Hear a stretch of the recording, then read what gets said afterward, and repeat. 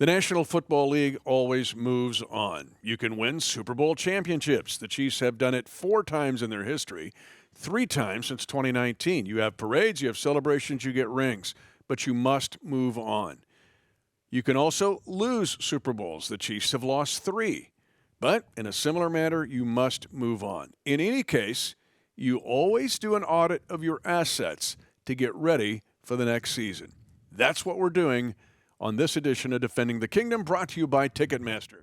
Mahomes keeps it on an RPO at the 5, gets a lead block. He goes into the end zone near side. Touchdown, Kansas City. Hi, everyone. I'm Mitch Holthus, voice of the Chiefs, along with senior team reporter Matt McMullen. And this episode is going to be called Auditing the Assets. Just like when you have your own books audited or your business, that's what we're going to do with the Kansas City Chiefs, because you must move on. I'll start this way.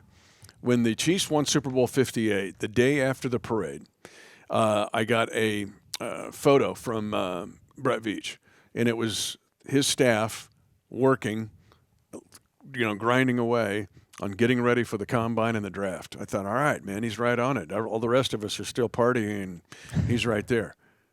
I got the same photo from him the day after we got back from the Super Bowl for Super Bowl 59, because even though we lost the game and everybody feels they have a shot put in their stomach, he was in there grinding away with his staff, getting ready for the combine and the draft for 2025. It actually lifted me up.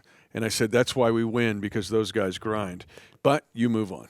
Yeah, it's all you really can do. And listen, I mean, it was disappointing, obviously. It's not what we expected or were hoping for, and it takes a while to get over it. I think for like a week, I just didn't consume like any sports media, just kind of tried to turn my brain off for a little bit, but doesn't mean that you don't process it. And really, the one emotion I think I kept feeling after the fact, even more so than just being bummed out, was just being grateful, because we were in that moment, and it didn't end the way that we wanted it to. But how cool is it that we've been in that moment so many times, and more often than not, we've won, and we know what it feels like to win. But when you lose, it gives you even more perspective on how awesome it is to win. And I just kept thinking about that. Like, I've seen the Chiefs in my life and in my time working here win the Super Bowl 3 times and playing it 5 times. I mean, that's just absolutely incredible. And yeah, it stinks to lose. We went there to win. Didn't want to lose that game, but you lose it and you think, it's so cool that we've won before. I want to feel that feeling again. And that's what we're doing. And with getting back on our podcasts, that's what fans are doing, trying to follow the draft and see how this team can get better. And that's what Brett Veach and Coach Reed are doing. The day after things ended, it's like, all right, how do we fix the problems and get back to the Super Bowl and win it? And I agree with you. That's the beauty of this team. It's moving forward, not worrying about what happened. Yeah, before we get to your around the world, I've only worn the 2020 AFC Championship ring once, and it was to the Chiefs Kingdom show the day after we got back from the Super Bowl this year. And I did because and I was told by someone in the organization, you don't wear that ring. That's a loser's ring. You don't, it's runner-up, your miscongeniality or whatever. And I said, no, not that ring, because that represented COVID. Yeah. Getting up at 5:30, going to the trailer house and getting a swab up your nose, and every night you're taking your temperature. Don't get Mahomes sick. Don't get Kelsey sick. Don't get Coach sick. You and I are doing camp from the fence up on the hill. Living in perpetual stress. Can't sleep. Can't sleep. And so I thought, no, that ring represents that. The 2024 team will also be a team that will represent something to me that's very special, because they had the pressure of trying to become the first team ever in NFL history to three-peat. They did remarkable things. They were asked to play on every day of the week that there was a game. They had to play the toughest schedule again. They had to do it on the shortest post-season ever, shortest off-season ever, I should say. And yet this team persevered, fought through it, 3 games in 11 days. 3 other teams had to do it. Got it. None of those other 3 teams were trying to become a three-peat champion. And they had to win the games that they won in those 3 days, 3 games in 11 days, because Buffalo, give them credit, was breathing down our neck. You lose one of those games, you're going to lose the 1 seed. So this team was able to do it. They did it with block-off field goals, stoink field goals made, did it with the defense, did it with the offense, walk-off plays on offense, did it in overtime. They talked about the 9 consecutive one-possession wins, and like that was a weakness. No, it was a strength. So the 24 team will not be a loser team to me at all. They will No. be set aside as a remarkable group of human beings that did something that has never been done in the NFL, and that is to win back-to-back Super Bowls and get back to the Super Bowl for a chance for a three-peat. Patrick Mahomes played in 19 games in 2024, and the Chiefs won 17 of them. One of the games that we lost was to Buffalo, and then Mahomes beat Buffalo when it counted. The only other loss was, unfortunately, the Super Bowl, and that's just the way it goes with sports sometimes. I mean, really, we're not going to spend too much time on this because everyone's talked about the game, don't want to talk about the game anymore. And there are things in the game that you could look at and say, hey, the game turned here, or if this was better, maybe we would have won. It was not our day. That's really what it boils down to. And give Philly credit. Yeah. They were great. They were awesome. That's a really good team. I'm not sure who beats Philly in that game on that day. Just Philly won, and it wasn't our day, and you move forward from it. And, again, we've had these moments before. Now, we haven't had them in a while. We went more than 1,000 days without losing a playoff game. It's just crazy. But we're going to talk about over the course of the podcast, how did the team respond to these kinds of moments before? And the good news is they responded tremendously well, actually better than they were going into the bad moment. So, yeah, we have the infrastructure here. We have the foundation here where the funny thing is, I think outside of Chiefs Kingdom, a lot of people are celebrating, saying, hey, the Chiefs are done. Well, Patrick Mahomes is 29 years old. Coach Reid isn't going anywhere. This team isn't going anywhere. And this thing is going to keep on rolling. And to win the AFC 3 straight years, to make the playoffs 10 years in a row, win the division 9 years in a row, going for a 10th straight AFC West title this year, I'm fired up. I'm excited. You know, we had the couple of days where we're disappointed and sad. And then really one day I woke up and I was like, I am fired up to get after this because I believe in this team and I believe what this team is built around and the foundation that we have here.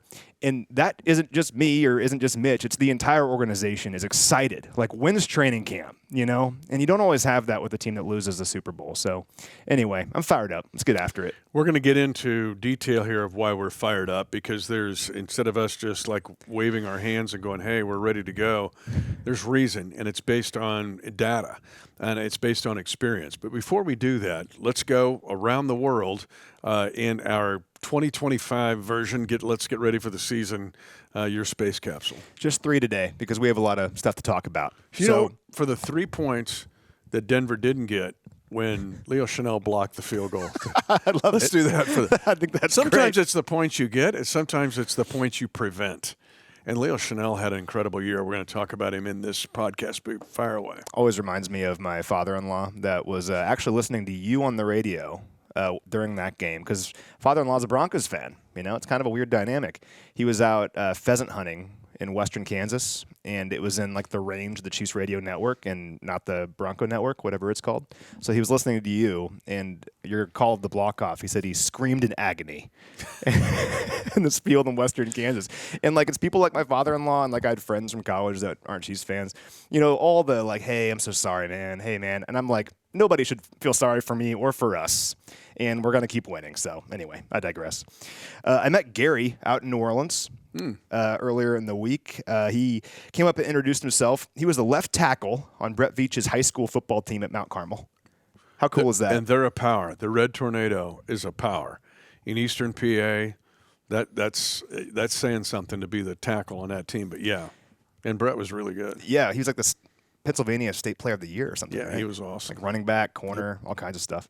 I thought it was funny when we posted on social a little while ago Matt Nagy hitting Brett deep at Delaware.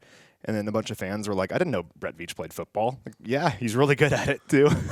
Believe it or more not. video we can find. Yep.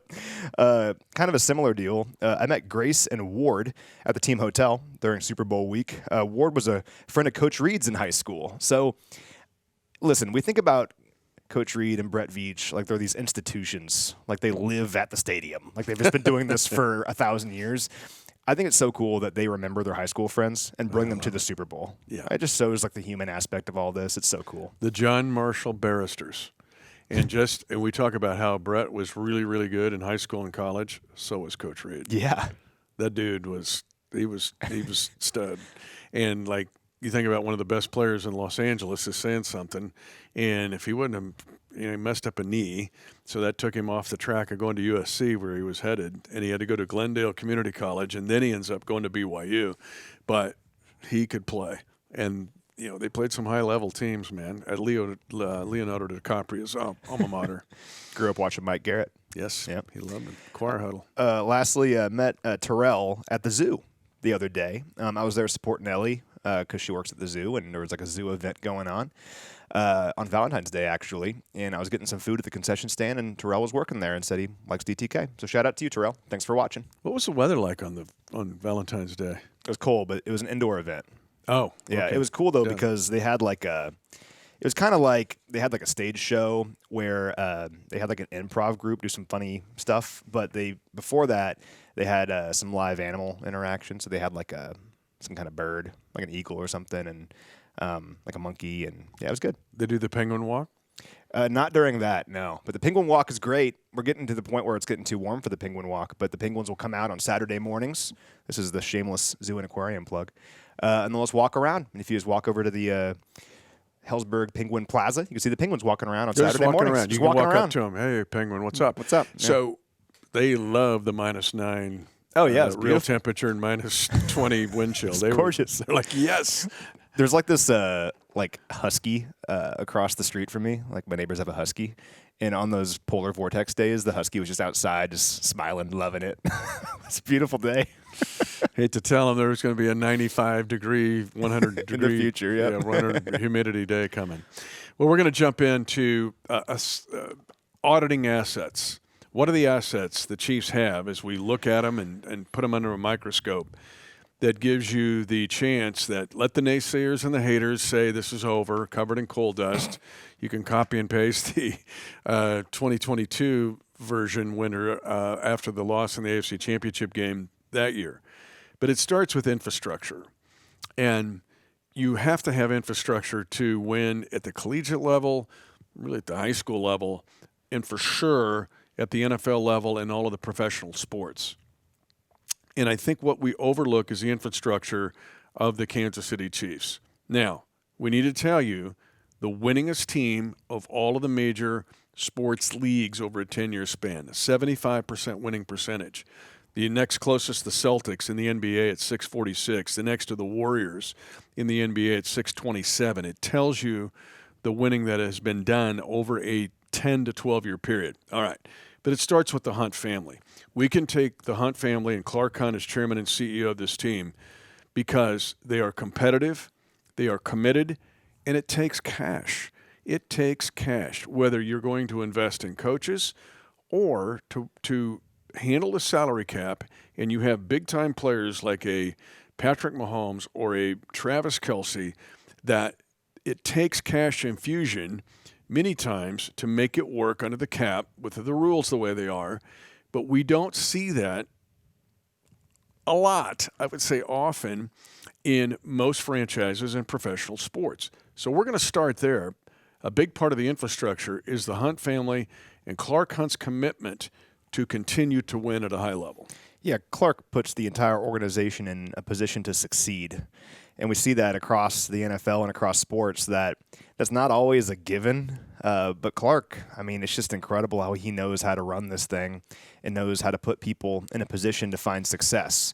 And we'll talk about Coach Reed here in a minute, but letting Coach Reed do his job, letting Brett Veach do his job, letting the scouting staff do their jobs.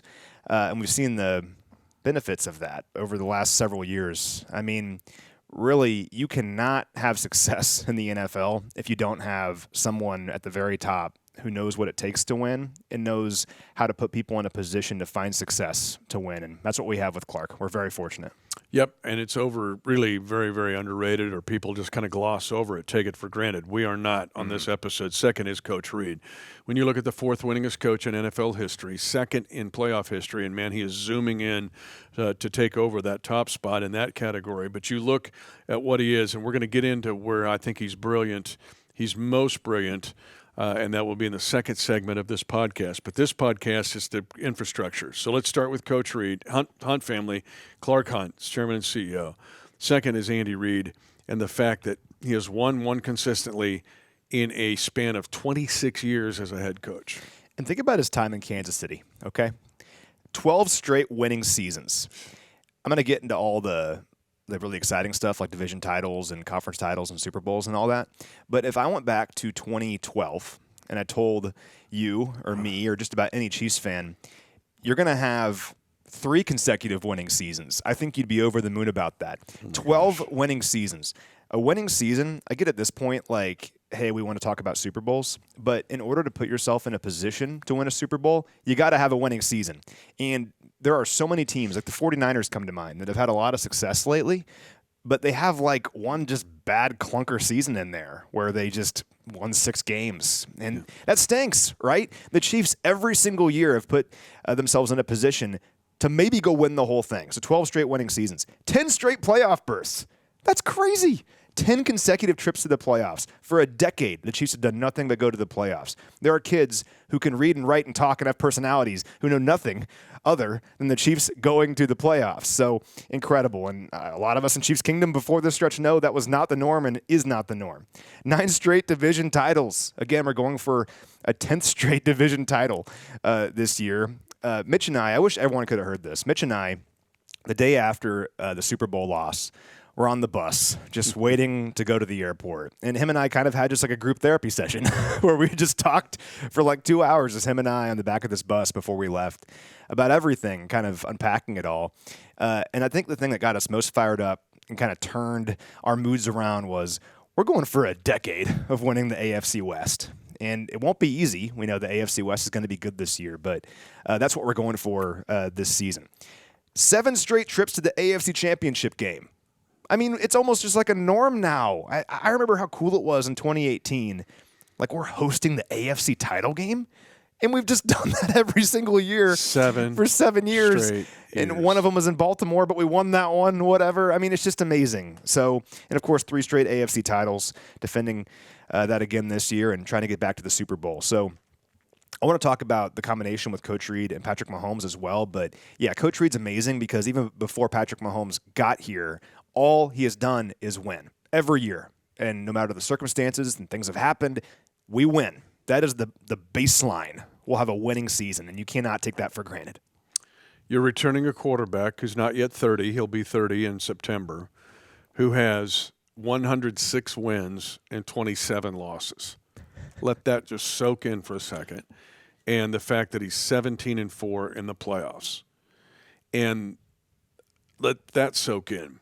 So the fact that everything's going to go away and the detractors, haters, whatever, you're bringing back a head coach who will be not even a first ballot Hall of Famer. He'll shatter the voting. And then with Patrick Mahomes. And then you put in the fact that this is the most successful NFL team ever over a 3-year span. The 49 wins and 12 losses, including the playoffs, is the most successful run in a 3-year span for any NFL team ever. And that is coming back. So, again, it's perspective, but understanding that you have this incredible quarterback, had one of his worst games, he admits it, and a coach that he'll look at that game and go, well, I'll fix it. We're going to get to that in a second. But I see his face telling me we're going to fix it. But the fact that Mahomes is coming back, he's not yet 30. You alluded to this earlier. But what he's done already, does anybody think he's going to go 3-14 all of a sudden? I will have none of the Patrick Mahomes slander. I just won't have it. And I get... But have you seen the comments? Like Chris Harris Jr., yeah. The DB for the Broncos is going, are you guys stupid? Like, he's not going anywhere. He's had defenders. They're not playing anymore.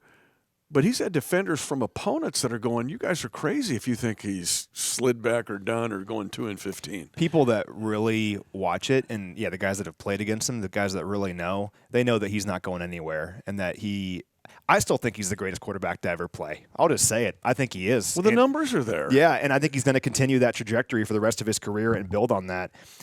There's a jealousy factor there. The Chiefs have ended a lot of seasons and ended a lot of fans' hopes around the NFL, and they want to see the Chiefs lose. They want to see Mahomes struggle. I get it, but he's not going anywhere, and we can't be prisoners of the moment of one game because I have some fun numbers for you. So the Chiefs have the most total wins for any team in a 7-year span in NFL history since Mahomes took over.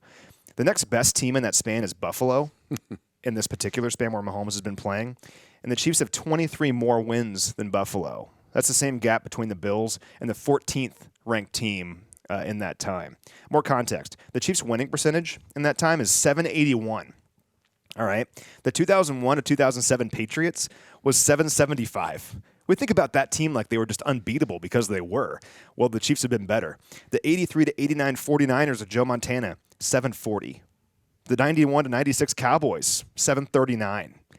And this is my favorite one. And this is why I think what happened in the Super Bowl was the most surprising outcome of anything. I mean, if you told me the Chiefs are going to lose by double digits in the Super Bowl, I wouldn't believe you because it doesn't happen.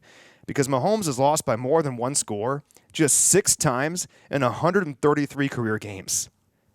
Can you guess them? Do you know what they are? Like I said, if I've had time, I'd go through these. Tennessee, on the road, 24-3. Mm-hmm. Super Bowl 55 and Super Bowl 59. There's 3. He did not play in the game against the Steelers in 16, which is only the blowout that I can think of right off the hand. Bills home game, the rain game. We had the Royals in the booth. There's 4. I got 2 more. One this year and one last year. One this year. Oh, well. Technically, it's the Bills span. game. It's not. Okay. Because we lost by 9 points. Yeah. But then last year, Denver. That weird game in Denver. Yeah, when he was sick all night. So he threw up all night. 6 times the Mahomes has lost by more than one score. So Josh Allen has lost 11 games by more than one score and 9 fewer career games than Mahomes. Joe Burrow has lost 10 in half of the career games of Mahomes. Jalen Hurts has lost 15 games by more than one score in his career. And through their first 130 games, Tom Brady lost by more than one score 16 times, Joe Montana 18 times, and Peyton Manning 25 times. Again, Mahomes has lost by more than one score just 6 times in 133 career games. Does it stink that this just happened in the Super Bowl? Yeah, but the point is, this doesn't happen very often. Almost every single time that Patrick Mahomes takes the field, almost every single time, you are in the game at the end. You might not win. You probably will, though, and it'll be close, and you'll have a chance. And I'm sorry, that guy isn't going anywhere because he has an entire body of work that shows that he's going to be in just about every single game he plays. And I'll tell you what, even when the Chiefs were down 24-0, I thought we were going to win just because of what I've seen over the course of his career. So it didn't work out in Super Bowl 59. It stinks, but we've seen for almost a decade that Patrick Mahomes, when Coach Reid is here and Brett Veach is creating the roster, they're in almost every single game. No other team can say that, really, in NFL history. It's what I'm trying to say. And that's why I feel good about our chances next year, no matter what. He's been down 24-0 before and won the game. That's what you were thinking of against Houston in the divisional playoff game in 2019. Yeah, so we're talking here on this podcast about auditing assets. And we've given you infrastructure. The second one, and we'll try to go a little quicker here, but this is handling flashpoints. This, to me, is Andy Reid's greatest characteristic of so many. We know how innovative he is offensively. We know he's wicked smart. He likes to play the, bumble-rooski, take my French fries and take my chicken nuggets and stuff, but the guy is brilliant. He could be CEO of any company in the Chiefs Kingdom or in the country. He's brilliant. But he handles flashpoints. This is a flashpoint for the Kansas City Chiefs to get beat 40-22 and to get late scores to make it even that close against a team that's really good, but the team he used to coach and the team he beat in Super Bowl 57, but to put everything into the trying to get the three-peat and then losing that game and getting handled in that game, let's be honest, is a flashpoint. But we'll go through these really quickly. Every year, Andy Reid has been the head coach of the Kansas City Chiefs. There have been major flashpoints you have forgotten. And Coach, and I can think of about 4 or 5 times that we've been in this realm, and he'll look at me right in the eyes and he'll go, I'll fix it. That's all. I mean, he'll go, I'll fix it. And I'll go, okay. And he does. Yeah. So let's start 2013. The loss to the Colts, it was a debacle in that playoff game. And you're thinking, well, nice year, go 9-0 in the start, but now what? Because that's a flashpoint. Then to come back and have a winning year every year since is one. I know you're going to have the even number years. I got the odd number years. But just listen to this because this is stuff you have forgotten.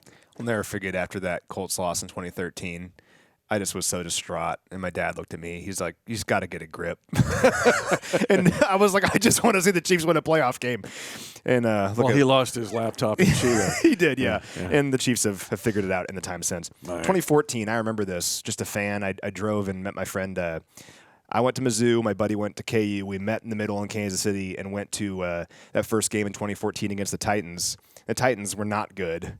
And they went 2-14. Mike DeVito and Derek Johnson both tore their Achilles. We weren't good in that game. We lost. We were one of their 2 wins. It wasn't fun. We started 0-2, and we had the Peyton Manning Broncos in the division. Wasn't looking great, but still found a way to be in a position to have a chance at the postseason. Didn't make it, but it's funny. We look back on 2014 as being like this. That's the year that we weren't very good. Well, still finished 9-7.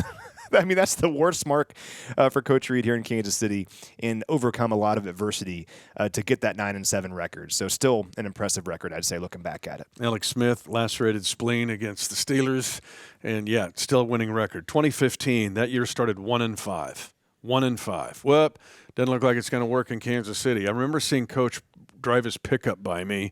I just happened to be in the car kind of like staring at the steering wheel like I do a lot, and his pickup drives by me. And I'm like, all right. And wasn't long after that, we're getting ready to go to London to play the Lions. He goes, I'll fix it. I'll fix this.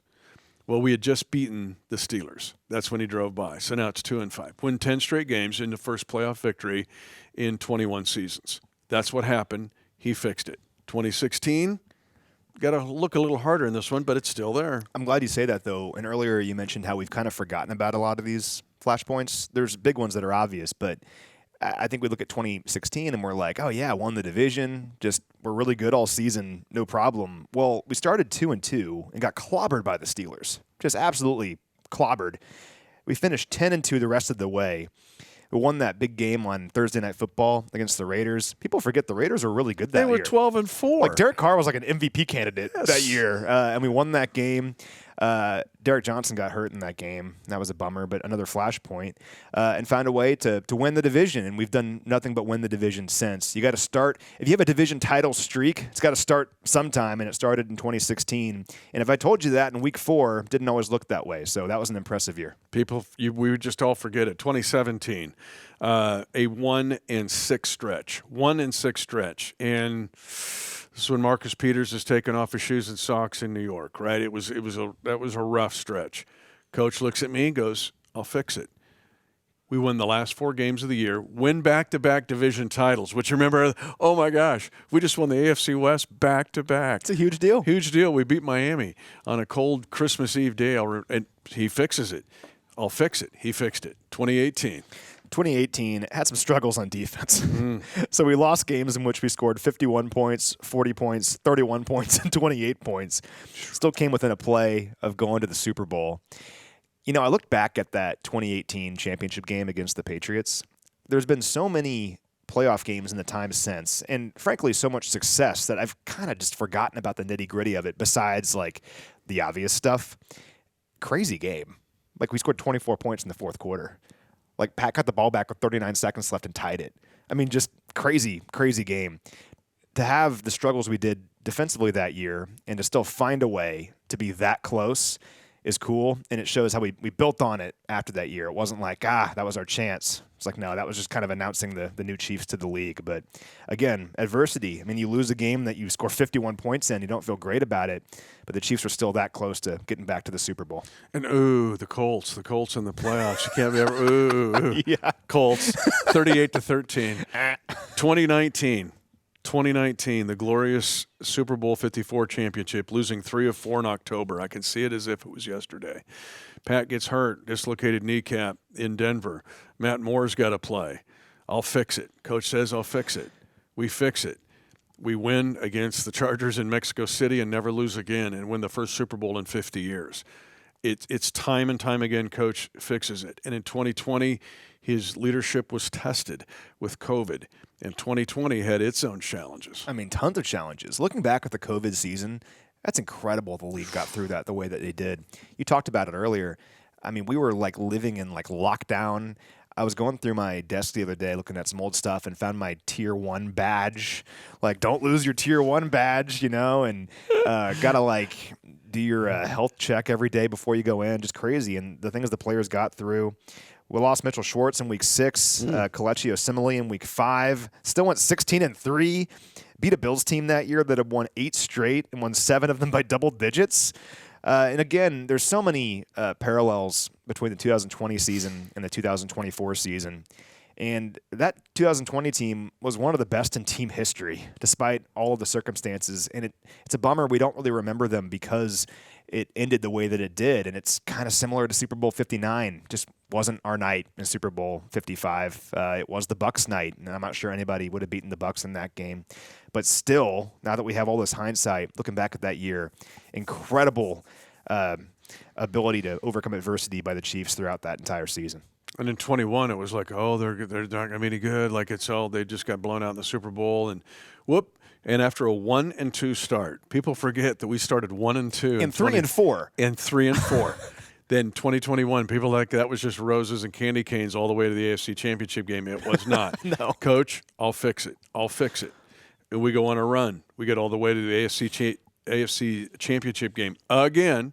To do it 4 years in a row, unthinkable, to use your analogy of going back in 2012 and saying, would that be the case? And so to recover from that, to get all the way to the AFC Championship game, only to lose in overtime, and after being up 21-10, could have been up 24-10, that could have been very different. So 22, the world's going to end. Tyreek Hill's gone. Oh my gosh, the Chiefs are done. They're going to go 1-16. I can't forget about the numerous people around the league publicly saying like, oh yeah, they're done. Chiefs are done. That's why when there's that conversation right now, I went back and watched our DTK in March of, I guess, 2022 after the 2021 AFC Championship game. And yeah, there were a lot of people saying like, Chiefs are done, Chiefs are done. Well, not quite. Patrick Mahomes wins the MVP that year and sets the NFL record for total offense by a single player. And the Chiefs, win the Super Bowl. So pretty good. Yeah, and lose to the Colts. Like, oh, wow, lost to the Colts. Lose to the Bills, lose to the Bengals. Oh, my gosh, it's all over. But then, I mean, listen, if I'm ranking my non-Super Bowl favorite Chiefs memories, the AFC Championship win over the Bengals in 2022 is like the very top of the list for so many reasons. Like, I mean, I've told Ellie this before. I'm like, Ellie, that was like one of the best days of my life. And she's like, just don't tell me that. I'm like, I'm sorry, it was so great. Your wedding day, yes. Chiefs beating the Bengals in the conference title game. And that was the bust out of the doubt, dislike, disrespect. And it was Kels on stage talking about the mayor. So much good stuff. Oh, my gosh. 2023, this is a recent memory, so you're going to remember these, but the 6 losses that year, the loss on Christmas Day, kind of felt like the Super Bowl 59 game. Aiden O'Connell's quarterback and does not complete a pass for 3 quarters. And the Chiefs lose that game. A relentless pass rush by the Raiders. Malcolm Kuntz, of course, Max Crosby. Chiefs lose. Looks like it's all over. Covered in coal dust. Wait a minute. Back-to-back Super Bowl champions for the first time in 6,944 days. And then this year. We lose track of this year and how much this team had to overcome. All the injuries. I mean, losing Hollywood on the first play of the preseason. Hollywood was going to have a huge year. Gets hurt first play of the preseason. Losing Rasheed in week 4. Rasheed was on pace for like 2,000 yards. I mean, just the go-to guy in the offense, and gets hurt in week 4, and it stinks. Lose Pacheco after week 2. And Patrick Mahomes, again, still went 17-1 with this team until the Super Bowl. And the only team he lost to, he beat when it counted in Buffalo. His team still made history, found a way to get back to the Super Bowl for a 3rd straight year, becoming the first team in league history to win back-to-back Super Bowls and even get back to the Super Bowl for a chance to do a 3-peat. I mean, truly, it's a bummer because when you lose in the context of history, it's easy to forget this, but this run is one of the greatest, if not the greatest, of all time. And again, we're right in the middle of it. Going through all these games is to show, or all these seasons is to show that there's always been some kind of adversity. There's always been something. There's always been someone saying, hey, the Chiefs are done. And every single year, this team has found a way to say, no, we're not.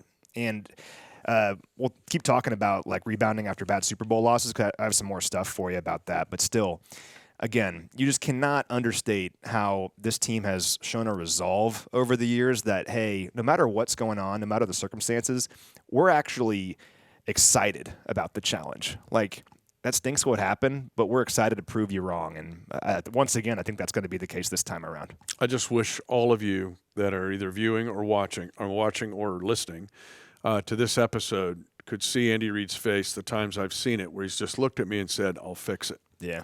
And we have just given you every year that Andy Reid has been here that he has fixed it. So we have every bit of confidence that he will fix it going into 2025. Now, we'll close on this one just because, and we're going to save our other asset for a later episode, the ones that we like the most. Yeah. And they're kind of tricky and a little bit off the normal thinking of fans. But we are going to give you this one as we close, and that is, you get blown out in the Super Bowl, that means your life is over. The top 5 Super Bowl blowouts, went back and looked at those 5. 3 of those 5 won their division the following year after getting blown out. The 1986 Pats, who had to play the 85 Bears and got wiped out. Steve Grogan from Ottawa, Kansas, K-Stater, got wiped out by the 85 Bears. Whoops, came back and won the division in 1986. The 93 Bills lost the Super Bowl, came back and won their division, the AFC East, got all the way back to the Super Bowl, beat the Chiefs in the AFC Championship game. They went 12-4. Denver got blown out. They got destroyed. Whoops, came back and won the division in 2014 with a 12-4 record, and then won the Super Bowl the following year in Peyton Manning's final year in Denver. So even Bronco fans, you've got your own lesson here that, Super Bowl blowouts mean the end of the earth. Not so fast. Maybe it means that you just if you've got the infrastructure and ways to fix it, we just said, you line up to maybe win the division the following year. And if the Chiefs do it next year, it'll be 10 straight years. But a Super Bowl blowout doesn't mean necessarily that your franchise ends and you shut the door. Definitely not. And I have kind of an adjacent thought process. I looked back at the 3 playoff losses for the Chiefs prior to this one. And it's in a similar sense to what we've been talking about, but really kind of examining the off seasons after those losses. So 2018, the defense, like I was talking about earlier, struggled. I mean, we were allowing over 400 yards per game. Well, how did the Chiefs respond after losing the AFC Championship game to the Patriots, where just one more stop, you're going to the Super Bowl, couldn't get it done? Well, how did how did Coach Reid respond? Well, we hire Steve Spagnuolo to run the defense, traded for Frank Clark, signed Tyrann Mathieu, signed Bashaud Breeland, drafted 3 defensive players. We saw this defense transform, and really the roots of that decision-making process, that transformative defense, is what propelled the Chiefs to a Super Bowl championship the following year, got them back to the Super Bowl in 2020. And Spags, of course, being the defensive coordinator all this time, we don't win the Super Bowl in 2022 and 23 without Spags. I'm telling you that right now. So anyway, we saw this team transform after a very disappointing loss in 2018. Similar deal in 2020. We all know this one needed to rebuild the offensive line. Patrick Mahomes running for his life in Super Bowl 55. Well, what do we do in the offseason? Sign Joe Thuney, draft Creed Humphrey, draft Trey Smith, sign Kyle Long. People forget about that. They do forget about Kyle that. Long was going to be a good player on this team, Yeah. But it shows kind of the commitment to rebuilding the offensive line, even though Kyle didn't play a whole lot for us. Kyle Long was brought in here to play guard, and then he traded for Orlando Brown Jr. So Brett Veach wasn't messing around. He said, okay, I saw what happened in this game, saw what happened toward the end of the season. We're going to fix this, and we're going to be better because of it. We saw this team transform to be even better after the fact. 2021 almost got back to the Super Bowl, then, of course, won it in 2022, 23, and got back in 24. And then 2021, we're talking about losing to the Bengals in that AFC Championship game. After that one, it was kind of a look in the mirror kind of moment. Needed to kind of remake ourselves offensively, I think, because we saw how teams were playing us, couldn't quite do this explosive downfield passing attack anymore because of the 2 high safety shell coverages. And also kind of needed to undergo a bit of a youth movement, I think. Well, what's Brett Veach do? Trades Tyreek Hill to Miami. And, man, if you go back and look at the rhetoric back then, I mean, people just doing eulogies for the Chiefs, saying like, hey, it was a great run by the Chiefs. They'll never make it back. Well, what do you know? The Chiefs end up having the number 1 scoring offense in the NFL in 2022 and use the draft picks that they got in exchange for Tyreek to create the nucleus that's got us to these Super Bowls in the time since. So I say all this to ask, what will it be this time? So we've had a playoff loss, a devastating playoff loss. Well, what's going to happen? History shows us that this team will transform and that this team will attack it and find a way to be better because of this loss. And it could be remaking the offensive line, could be some schematic changes offensively. Maybe you get more explosive on offense, and could be getting younger in some spots. But Brett Veach has shown us time and time again he is not comfortable with the status quo, certainly after a tough loss in the playoffs. And he knows that we have the greatest quarterback of all time on our team. Let's give him a chance every single year to win the Super Bowl. And these tough losses are bummers. But, man, I look back at it. If we don't lose that game in 2018, do we win 3 Super Bowls in 5 years? Maybe. I don't know, maybe. But I'm just saying, sometimes these losses, you can use them as a positive moving forward. You never want to lose, but when you do, how do you get better because of it? And Brett has shown us over the years he's going to do that every single time.